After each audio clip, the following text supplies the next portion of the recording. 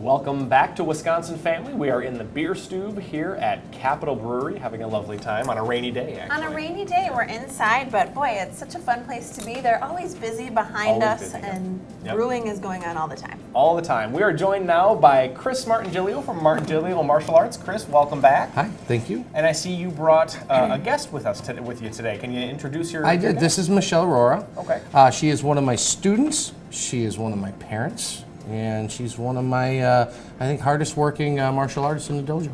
Awesome. Wow. Awesome. It's exciting. So, Michelle, we were talking a little bit before the show started about how you actually have a black belt in another martial art, and now you're taking lessons from Master Chris. So, what are the benefits of having experiences or background in multiple different martial arts? Well, it gives me, there's two-fold answer to that. So the first part of that is when you're trying to grow as a martial artist, or in any part of your life, it's nice to challenge yourself and actually get out of your comfort zone. Sure. So that was a field that I felt comfortable in, and doing the karate helped challenge me and grow in that direction. And the second part of that is, it's kind of, if you just focus on the tree versus seeing the whole forest, if you've studied different martial arts, you kind of get a very better grasp of what you're doing currently. It just helps you grow better. I would imagine there's enough similarities between different martial arts to where it's not like learning how to walk all over again. Absolutely. Our Grandmaster Thomas always says it's all the same. Yeah. It's always the same move. We're doing this here, we're doing this and there, we're doing, Sure. So variations. It's variations, and then just you tweak it a little for each culture of each martial art. Interesting.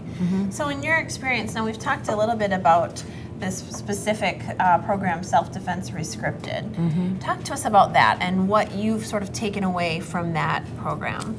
So what I appreciate about the Self-Defense Rescripted is that it's something we can teach anyone. It's simple, it's effective. You don't need to train for months and months.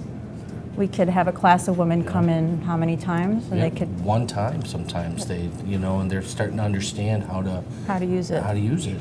That's great. And we've touched on that before, but I think it's great to hear from somebody else to say that it's really something for everyone. And I think that's a really important thing to touch on, sort of each time we have this discussion, is because anyone that sees this needs to know that it doesn't matter your fitness level or your skill level or your age or any of those your things. size. Or your size. The small kid. Right. Most of them look at me and go, "Come on, we know you can do it." Right. But Michelle, being 100 pounds lighter than us, yesterday we had two people training that were very large, and she handled herself just like one of us. And so the size doesn't matter. It's incredible. It's empowering for women. Yeah. For kids. Chris, I want to ask you about the Martial Arts for Kids program. Because you teach a lot of young kids, adolescents, older kids. What are the goals of your Martial Arts for Kids program? What do you hope they take away from it? The number one thing I hope they take away from this is that by the time that they're in high school and they're leaving the home, that they're safe, that they feel like they have resources for self-defense. It's a hard world out there, and I really want to make sure that no one is a victim. That's the number one thing. The second thing is just the community. That's the second thing that's got to happen in the dojo.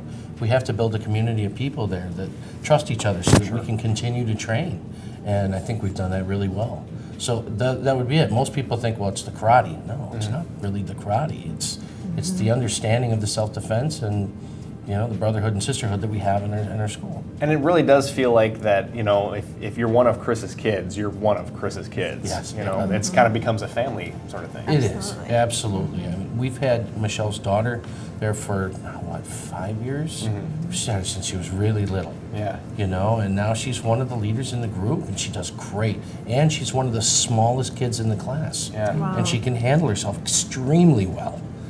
And that makes me feel good knowing that when she leaves the house, that she's going to be okay. You're right. Yeah, and I like how you said that. You kind of become part of the family. You feel like one of your kids. Or you even said in the open, this is one of my parents. We should mention, not Chris's not parents. my parents. Right. But as a mom and having a child in the program, talk to us a little bit about why you think it's so important for kids to learn self-defense in some way. It's part of that empowering aspect of it.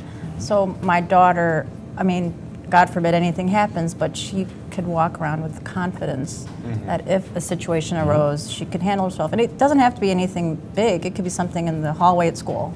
Yeah. You know, she would know how to approach it. I think that's what makes it so, like you said, empowering is not that you ever want to have to use your skills, but knowing that you have those skills gives you a different sort of sense of confidence just walking down the hall at school, or you know, maybe walking in a scary situation at night or something like that, and just having that confidence also helps you not be a victim because you don't look like one, right? So Absolutely. sort of twofold. And just real quick before we go, I mean, the self-defense restricted aspect is changing the narrative, as you say. Right. You know, it's important that, you know, people when you do have somebody who's, you know, planning an attack, they have it planned out in their mind how it's going to go, and what you do is you try to change that narrative, change the script. We do. And you know, some of the script is just the preconceived ideas of what self-defense is. I mean, people come in thinking that what they've seen in the movies is that. So we're actually re-scripting even what people think karate is and what self-defense is. Changing the paradigm. Chris Martingilio from Martingilio Martial Arts and Michelle Aurora, thank you so much for joining us Thank today. you. Thank you very much. Don't go away. There's more Wisconsin Family coming up right after the break. Stick around.